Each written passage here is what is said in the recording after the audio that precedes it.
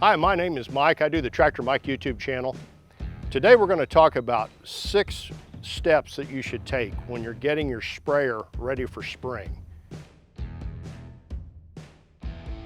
For these 6 steps, we'll need just a few tools. 9/16" wrenches, socket, a 1/4" socket or a screwdriver, then a pair of pliers, maybe a bucket, clean shop rag, a supply of fresh water, and a shop vac.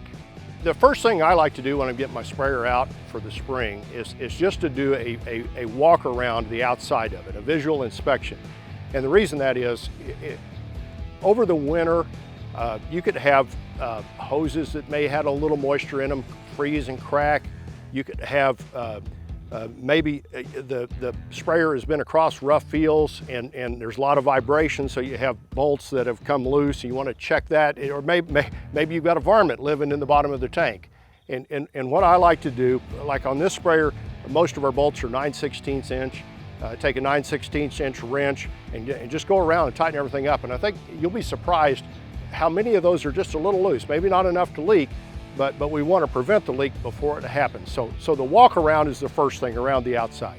If you have a trailer sprayer that's got wheels on it, check your air pressure in your tires and make sure they're equal. If you're hooking it up to the tractor, let's make sure the tractor or the 4-wheeler or utility vehicle, whatever it's going in, has equal air pressure on the back tires, because that will change how your spray goes in. And you know, you get too many changes and we're not putting the spray where we want it in the dosage we want. The next thing we're going to do is to check our tank, and hopefully we've drained it. There's no fluid in there and it's dry.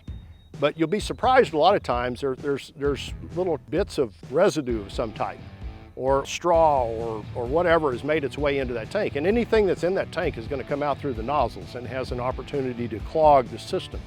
So we want to clean that out. And a great tip is use a wet dry shop vac. Get that long hose and get in there and suck everything out you can. The less chance you've got of clogging up the rest of the system.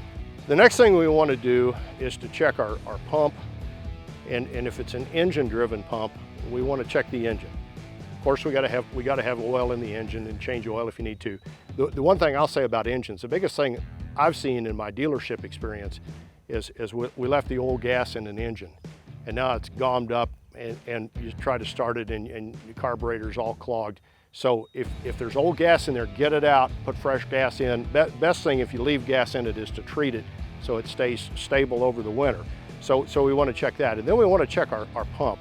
I always like to, to just hand twist it a little bit to make sure it spins freely. If we've got any rust in there, now's the time to know about it before we go to the field. And then we definitely want to make sure that pump is flushed out before we test it. The next thing we want to do is to clean and check our nozzles. Those nozzles wear over time and clog over time. There could be debris in there. Get that all cleaned out. If you're a farmer and you're using your sprayer a lot, you might want to replace those nozzles every year. There's some companies that recommend annual replacement, because if you get a 10% discrepancy in how much chemical you're putting down, that's huge. That'll cost you money and way more than pay for new nozzles. So the next step is to check those nozzles, clean them out, and possibly replace them. Next thing we want to do is put water in the sprayer, and not chemical. I've seen people that have never tested for leaks, put their water and chemical in, and then we've got leaks, and that's bad. The chemical's expensive, and it's bad for the environment to leak it all out. So we definitely want to test, put water in, just test run it, make sure everything works. If there's any leaks, fix them now and get that done. The last thing we're going to do with our sprayer is to take it to the field. And this kind of piggybacks on number 5, but we want to fold out the booms and run it like we're going to run it when it's money time, when we're actually using chemical.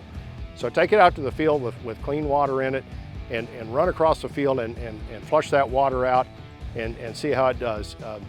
You may find the booms are loose or something you missed before. Once we've completed these 6 steps, our sprayer's ready to go to the field. The only other thing we need to do is make sure our calibration is right, and we have a separate video on that.